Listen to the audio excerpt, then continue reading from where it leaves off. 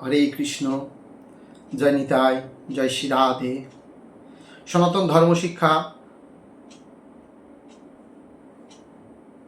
আজ নতুন একটি বিষয় নিয়ে বহু চর্চিত বিষয় যা আপনাদের কাছে তুলে ধরতে চলেছি। অনেক সমালোচনার ঝড় আছে, অনেক মানুষের সম্মুখীন হতে হয়। আজকের আমাদের বিষয়, ব্রাহ্মণের চোখে নারী কেন শূদ্রাণী। আসুন কি বলছে দেখি আমাদের গ্রন্থ। ব্রাহ্মণ সহ আর্যরা কেন নিজেদের মা, বোন, স্ত্রী ও কন্যাকে শূদ্রাণী বলে চিহ্নিত করেছেন? কেন নারী জাতির প্রতি তাদের এই বিরূপ মনোভাব? এসব প্রশ্নের উত্তর লুকিয়ে রয়েছে ইতিহাসের গর্ভগৃহে। সেটা হলো, আর্য পুরুষরা যাযাবর ও দস্যু বেশে ইরান থেকে ভারতে এসেছেন। তাদের সঙ্গে কোনো নারী ছিল না, অথবা 2-4 জন নারী থাকলেও তারা ছিল পুরুষের অধীন। ঐতিহাসিকদের অভিমত, ইরানীয় আর্য পুরুষরা ভারত দখলের পর আদি ভারতীয় নারীদের স্ত্রী তথা যৌন সঙ্গী রূপে গ্রহণ করেছিল।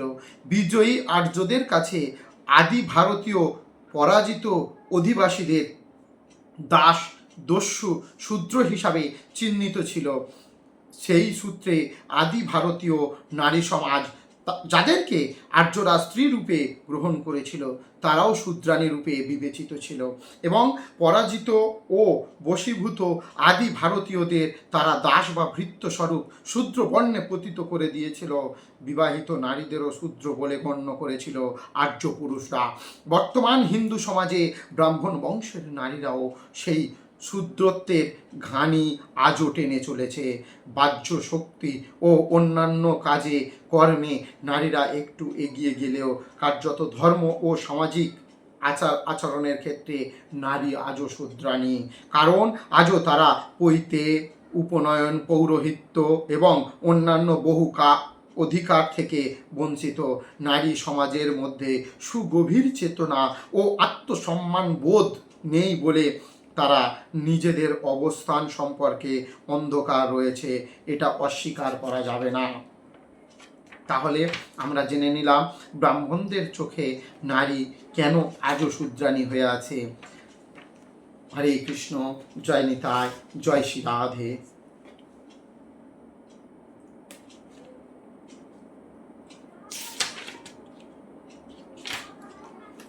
হরে কৃষ্ণ, জয় নিতাই, জয় শ্রী রাধে।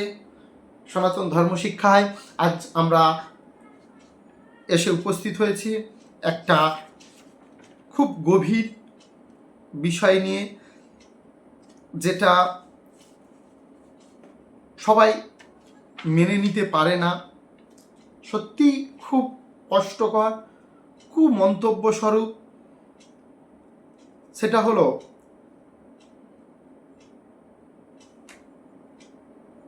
ব্রাহ্মণের দৃষ্টিতে নারী নরকের দ্বার।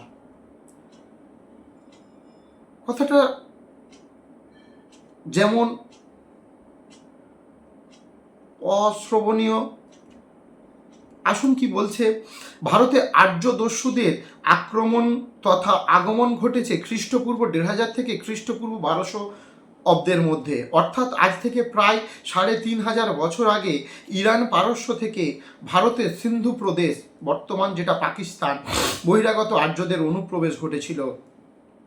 ভারতে আর্য আগমনের আগে ছিল মেহেরগড়, অসুর, সিন্ধু, হরপ্পা প্রভৃতি উন্নত মানব সভ্যতা। উন্নত বলার কারণ, প্রাচীন বিশ্বের নিরিখে এই সভ্যতায় পাকা ইটের ঘর বাড়ি, কিছু শিল্প, শস্যাগার, স্নানাগার প্রভৃতি ছিল। শুধু তাই নয়, ধর্ম ও সাংস্কৃতিক বিষয়েও সেকালে মানুষেরা বস্তু ও মানবতাবাদী ছিল। তাদের ধর্ম ছিল প্রকৃতি তথা সনাতন ধর্ম। সূর্য, চন্দ্র, নক্ষত্র, বায়ু, জল, বৃক্ষ, মাটি, পক্ষী, জীব জন্তু প্রভৃতি প্রাকৃতিক সম্পদকে চূড়ান্ত সত্য বলে মনে করত তারা। তাদের সনাতন ধর্মে অলৌকিকত্ব, ঈশ্বর, দেবদেবী, স্বর্গলোক, নরকলোক, আত্মা, পুনর্জন্ম, প্রেতাত্মা, পুজো, যজ্ঞ, মন্ত্র, বর্ণাশ্রম, জাতিভেদ ইত্যাদি ছিল না। বহিরাগত আর্য ব্রাহ্মণরাই ভারতের ধর্ম ও সংস্কৃতিতে সর্বপ্রথম দেবত্ব আরোপ করে। তারা ঘোষণা করে প্রকৃতি তথা মহাবিশ্বের সৃষ্টিকর্তা ব্রহ্ম নামক এক চূড়ান্ত শক্তি, তিনি নিরাকার, তিনি হলেন সুপ্রিম পাওয়ার। এবং বর্ণাশ্রম তত্ত্ব খাড়া করে ব্রাহ্মণরা দাবি করে ব্রহ্মের একমাত্র প্রতিনিধি ব্রাহ্মণ, যাদের জন্ম ব্রহ্মের মুখ থেকে। ঋগ্বেদ 10ম মণ্ডল পুরুষ সূক্ত 12 নম্বর শ্লোক। অতএব পৃথিবীর নিয়ন্ত্রক ব্রাহ্মণ, সাধারণ জনগণ ব্রাহ্মণের দাস হয়েই থাকবে। ব্রাহ্মণের নামে এই জাতি তত্ত্ব প্রচার করলো ব্রাহ্মণরা। সাধারণ মানুষ যাতে ব্রহ্মের কাছে সরাসরি গিয়ে কোনো কিছু জানবার চেষ্টা না করে, সেই জন্য ব্রাহ্মণরা অগ্রিম প্রচার করলো ব্রহ্ম নিরাকার, তাকে চোখে দেখা যায় না, একমাত্র ব্রাহ্মণ মারফতই তার সঙ্গে যোগাযোগ রক্ষা করতে হয়। ব্রাহ্মণরা আরও প্রচার করলো ব্রহ্ম সত্য, জগৎ মিথ্যা, ব্রহ্ম থাকেন দেবলোক বা স্বর্গলোকে, তিনি যে জগৎ সৃষ্টি করেছেন সেটা মিথ্যা, মায়া এবং নরকলোক। তাহলে ব্রহ্ম এই জীবের সৃষ্টি করলো কেন? ব্রাহ্মণরা বলল সৃষ্টিকর্তা ব্রহ্ম তার আপন লীলা প্রকাশ ও প্রসারের স্বার্থে নরক স্বরূপ এই পৃথিবীতে জীব সৃষ্টি করেছেন। প্রকৃতি হলো স্ত্রী এবং ব্রহ্ম হলো পুরুষ। স্ত্রীলিঙ্গের মাধ্যমেই নরকলোকে মানুষ এবং অন্যান্য জীবের আবির্ভাব ঘটেছে বা ঘটে চলেছে। এই হলো আর্য ব্রাহ্মণদের বক্তব্য। ঘটনা হলো হিন্দু ধর্মের যত মত তত পদ বিদ্যমান, প্রচুর ডালপালা সমন্বিত হিন্দু ধর্ম, শঙ্করাচার্যের মঠ, শ্রী চৈতন্যের গৌড়ীয় মঠ, ইস্কন, বৈষ্ণব ধর্ম, রামকৃষ্ণ মঠ, অনুকূল ঠাকুরের আশ্রম, পদাবলী কীর্তন, রামায়ণ গান, ভারত সেবাশ্রম মঠ, সর্বত্রই বেদ পাঠ, গীতা পাঠ, ভাগবত পাঠ, গান বাজনা বক্তৃতা মারফত বোঝানো হচ্ছে ব্রহ্মসত্য, জগৎ মিথ্যা, জগৎ নরক। ব্রাহ্মণদের তৈরি ব্রহ্মতত্ত্ব, স্বর্গ নরক তত্ত্ব, পৃথিবী তত্ত্ব, বর্ণাশ্রম তত্ত্ব প্রচার করছে সব ধর্মীয় অনুষ্ঠান। ফলে ধর্মভীরু মানুষ, বোধ বুদ্ধি শূন্য মানুষ তার বিজ্ঞান মনস্ক ও যুক্তিবাদী হতে পারছে না। স্কুল কলেজের পাঠ্য বইয়ে পৃথিবী ও জীবের সৃষ্টিতত্ত্ব হিসাবে ডারউইন, ল্যামার, গ্যালিলিও প্রমুখ বিজ্ঞানীদের তত্ত্ব পড়ানো হচ্ছে কোটি কোটি সরকারি টাকা পয়সা খরচা করে। কিন্তু রাস্তাঘাটে ফুটপাতে বিক্রি হওয়া মাত্র 4 আনা দামের শনির পাঁচালী, লক্ষ্মীর পাঁচালী, মনসার পাঁচালী, শিবের পাঁচালী ইত্যাদি গ্রন্থগুলোই বেশি গুরুত্ব দিচ্ছেন উচ্চশিক্ষিত এই ব্যক্তিরাও। মা বাবার নিকট থেকে জন্মসূত্রে প্রাপ্ত অন্ধবিশ্বাস ও কুপ্রথার বাইরে বের হতে পারছে না। বিএ, এমএ, ডক্টরেট, ইঞ্জিনিয়ার, ডাক্তার, পুরুষ ও নারীরা। ব্রাহ্মণ সমাজের পুরোহিত সম্প্রদায় হিন্দু ধর্মের শীর্ষতম নেতা, মন্ত্রতন্ত্র ধর্মগ্রন্থ গাঁজাখুরি গল্প গুচ্ছের রচয়িতা তারা। এদের কথায় কান ধরে উঠবোস করে ব্রাহ্মণদের শিক্ষিত অংশ এবং হিন্দু সমাজের অধিকাংশ লোক এই পুরোহিত সম্প্রদায় ব্রহ্মের নামে প্রতিষ্ঠিত করেছে।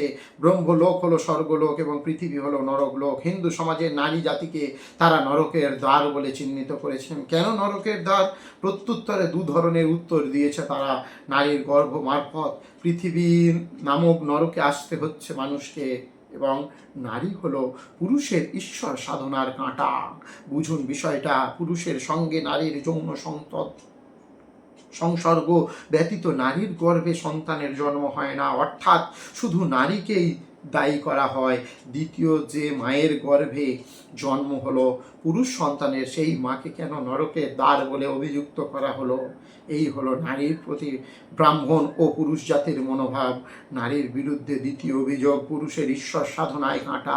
ব্রাহ্মণদের বক্তব্য মানুষের উদ্দেশ্য ঈশ্বর প্রাপ্তি, কিন্তু নারী তার কাম মোহ দ্বারা পুরুষকে বেঁধে রেখেছে, পুরুষকে ঈশ্বরমুখী হতে দিচ্ছে না। নারীর ফাঁদে বন্দী হওয়ার কারণে পৃথিবী নামক নরক থেকে মুক্তি পাচ্ছে না পুরুষ। মজার ঘটনা হলো স্বয়ং রামকৃষ্ণ দেব রানী রাসমণি দক্ষিণেশ্বর কালী মন্দিরে পুরোহিত পদে নিয়োগ করেছিলেন। বর্তমানে যাকে সবাই পরম পুরুষ, পরমহংস, অবতার, ভগবান, অন্তর্যামী বলে আমরা শ্রদ্ধা ভক্তি করে থাকি, সেই রামকৃষ্ণ দেব বলেছেন কামিনী নরকস্য দ্বারম, নারী নরকের দ্বার। শ্রী শ্রী রামকৃষ্ণ কথামৃত, চতুর্থ ভাগ, 33 পরিচ্ছদ, 1887 সালের 21শে ফেব্রুয়ারির কথোপকথন। যারা এই গ্রন্থটি চাক্ষুষ পাঠ করেছে তারা অবশ্যই দেখেছেন যে রামকৃষ্ণ প্রায় বলতেন, কামিনী কাঞ্চন থেকে তফাৎ তফাৎ তফাৎ। নারীর শরীর হলো রক্ত মাংস হাড় চর্বি মলমূত্র কৃমি দ্বারা তৈরি। এই গ্রন্থে কোথাও পুরুষ সম্পর্কে বলা নেই। পুরুষ ও কাঞ্চন থেকে তফাৎ থাকুক নারী, বলা হয়েছে পুরুষের শরীর এই সব জিনিস দিয়ে তৈরি। আসল কথা, ঈশ্বর সাধনা ও ঈশ্বর প্রাপ্তির বিষয়টি যেন শুধু পুরুষের অধিকার, নারীর অধিকার নয়। তাই পুরুষের ক্ষেত্রে নারীকে তিনি ঈশ্বর প্রাপ্তির পথে কাঁটা বলে মনে করতেন। সৎসঙ্গ প্রতিষ্ঠানের প্রতিষ্ঠাতা ঠাকুর অনুকূল চন্দ্র নারীকে হেয় প্রতিপন্ন করেছেন।